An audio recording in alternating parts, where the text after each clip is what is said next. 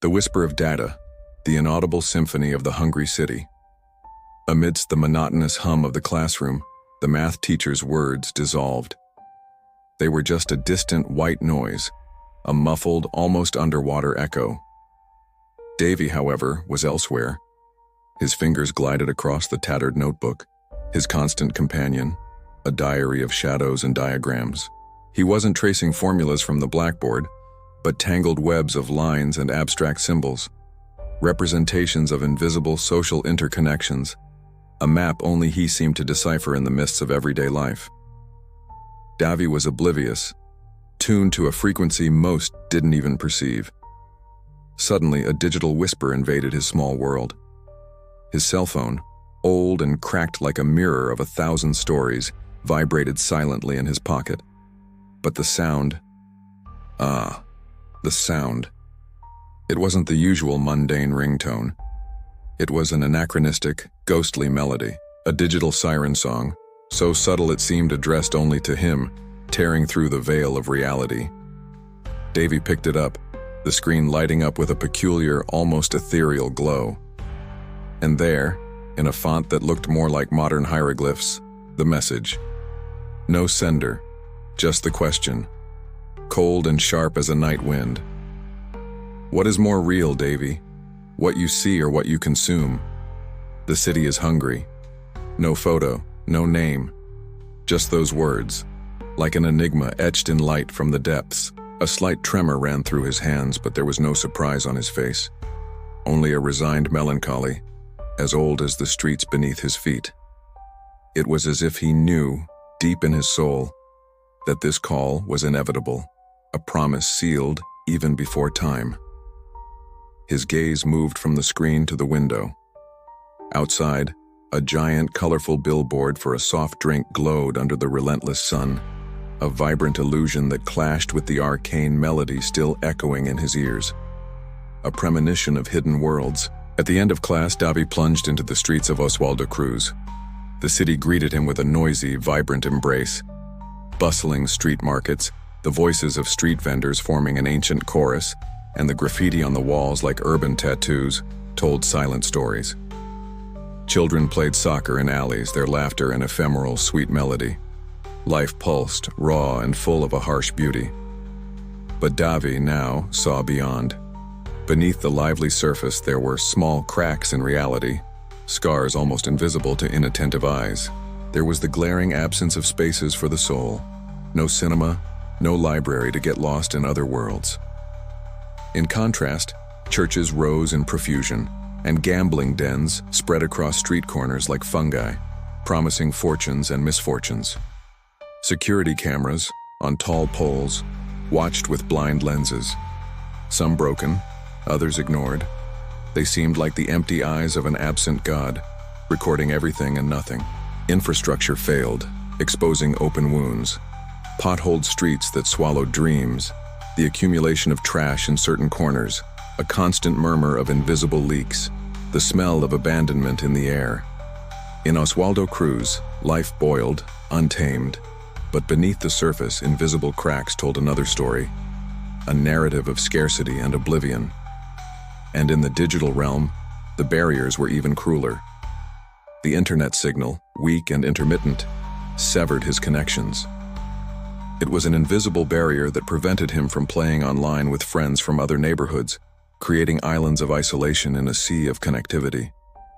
Davy longed for simplicity, for the freedom to be just an ordinary teenager, kicking a ball in the street, getting lost in hours of video games with friends, and escaping the shadow of paternal pressure to study at technical schools to ensure a secure future. He desired unconsciousness, a bubble of simplicity that the world with its enigmatic messages and social cracks seemed to deny him daily. His tattered notebook now was more than a diary. It was a map of his own thoughts, filled with abstract diagrams and cryptic notes of his observations, as if his unconscious was already processing sociology in a rudimentary way, even before the call. And in a small box he kept treasures, a button, a polished shard of glass, an old bus ticket, small objects that, for Davy, told the silent stories of the place, each a fragment of a forgotten past, a whisper of time, In the sanctuary of his room, Davy tried to ignore the echo of the message. But Helder Waldeck was not a gentle mentor, one of those who offer maps or treasures in trivial riddles. He was the inquisitor of digital shadows, an ethereal entity who gave no answers, only sowed unsettling questions, launched ambiguous challenges. He forced Davy to build his own map, to unearth his own treasure of knowledge. Davy's cell phone vibrated again, the arcane melody breaking the silence. A new message from Helder appeared, the hieroglyphic text on the display. "The city is hungry, Davy. But for what food? Observe the paper profits on your path." Davy's internal voice, or perhaps a thought materializing in his chest, questioned, "Who are you? What do you want from me?" Helder's messages were an intellectual harassment, an irresistible invitation to discomfort, a push out of the fog. A montage of images paraded before Davy's eyes and perhaps through his soul.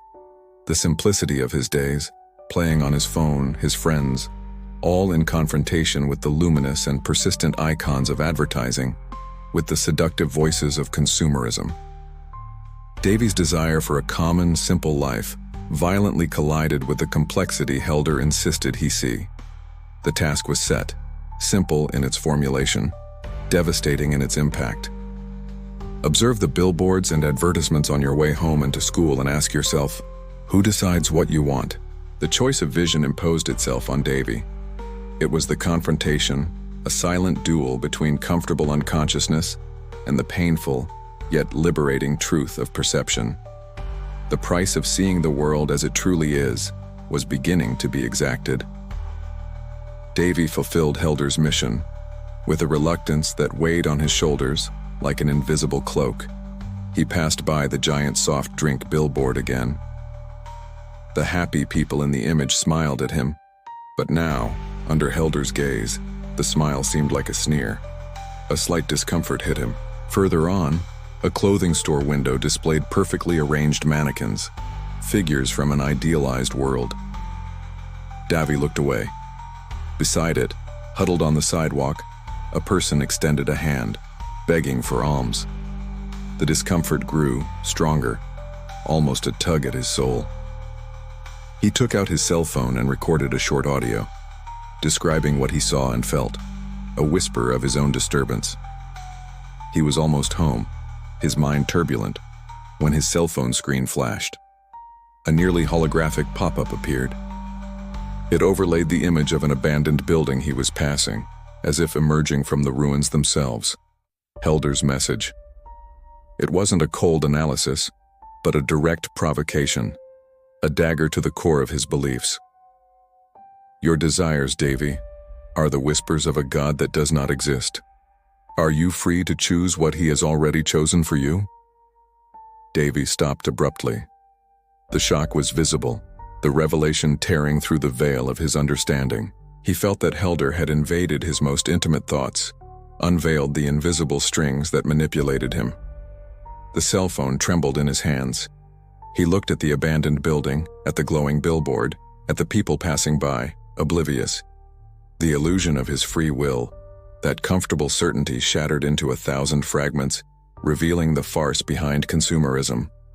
Davy arrived home, his mind still echoing Helder's message, the shock of the revelation vibrating in his veins. He tried to take refuge.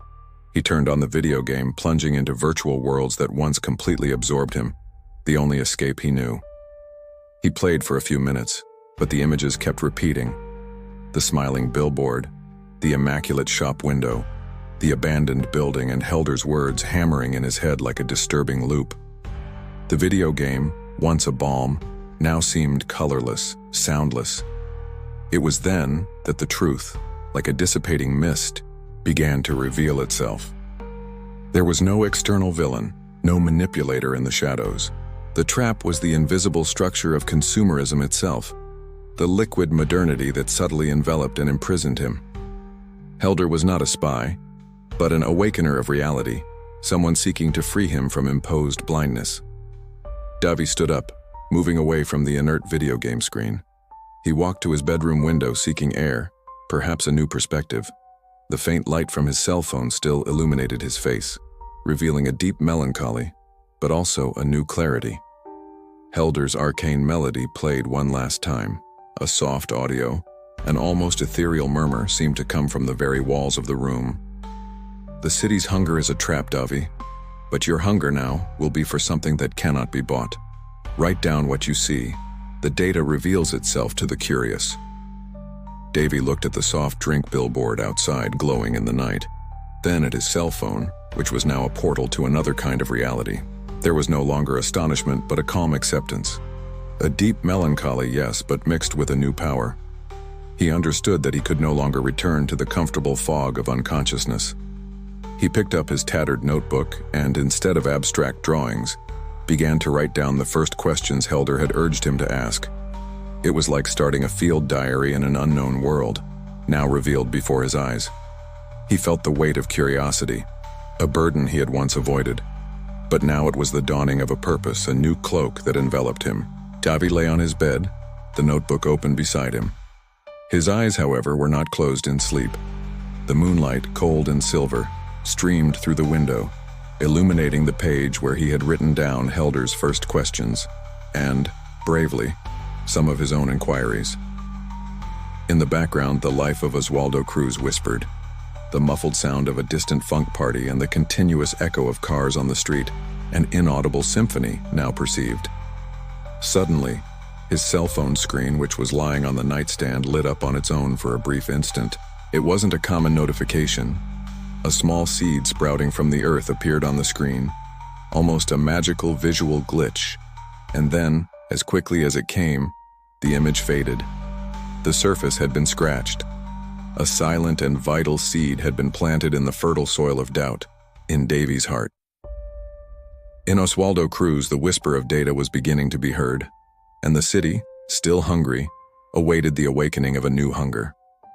A hunger for something more real, deeper, that could not be bought.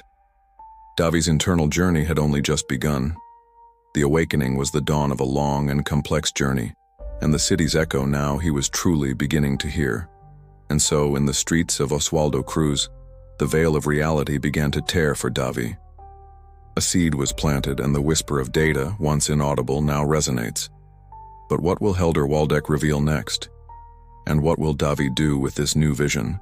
If you felt provoked by this story, if the cracks in reality also unsettle you, leave a like and subscribe to Suburban Stories. Activate the bell to not miss the next chapters of this journey. Share in the comments. What do you think Davi will discover the next time the hungry city whispers? Your curiosity is our fuel. Until the next story.